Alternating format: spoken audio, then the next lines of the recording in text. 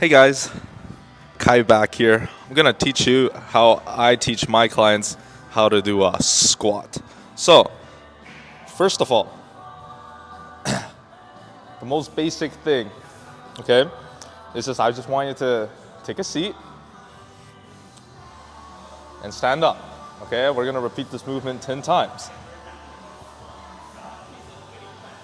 Take a seat and stand up. So, what you'll notice is in order for us to actually sit back on the seat, we have to bring our butt down first, right? So, a lot of common mistakes that I notice in people is that their knees travel forward first, and then they try to lower themselves down, okay? So for this movement, especially the very basic movement is just sitting down and getting up, kind of cues us how to bring our butt down first. Or also another way to imagine this is pretend you're trying to sit on the toilet, right? You're never gonna sit on the toilet like this, right? You're always gonna sit on the toilet with your ass onto the toilet seat first.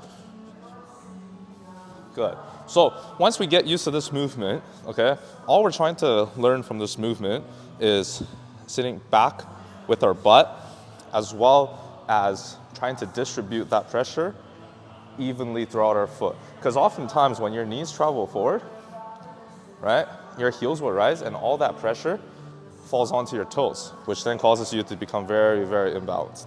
So the next step after we gotten used to just sitting down and standing up, okay, we're gonna take one step forward. Now we're gonna do the same thing, but instead of fully sitting down, we're just gonna tap our butt and up. Right? We're still trying to cue into sitting down on the seat or trying to go take a dump, okay? But now, instead of fully sitting down, just gonna tap and come back up. So do a couple reps of this, get used to it. Good. So one thing I want you to notice is that my knees are not traveling over my toes, right? Your knees can travel over your toes depending on how deep you want the squat to be and how flexible and mobile you are. But for most beginners, okay, we don't want that to happen, okay? So try to keep your knees before coming over the toes, okay? So we're still gonna squat down, but now focus on actually sitting back, okay? So once we get used to this movement, the last step, okay? Now you can either use a kettlebell, we can perform a goblet squat, or we can use a dumbbell. Either way, it works fine.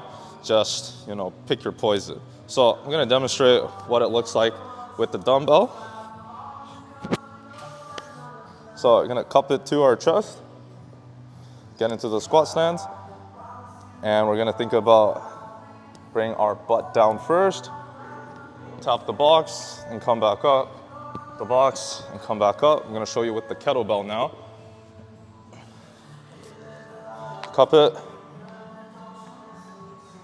down, up, down, up, down, up. And now the final step,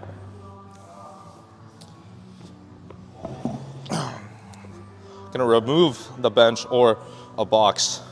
Either way, it doesn't matter which one you use. You just need a platform to kind of sit back on.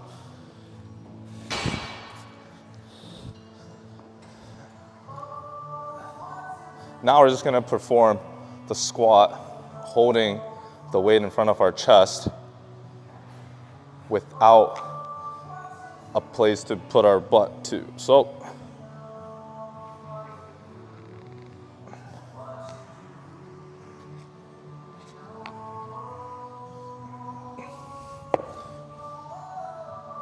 and there you go.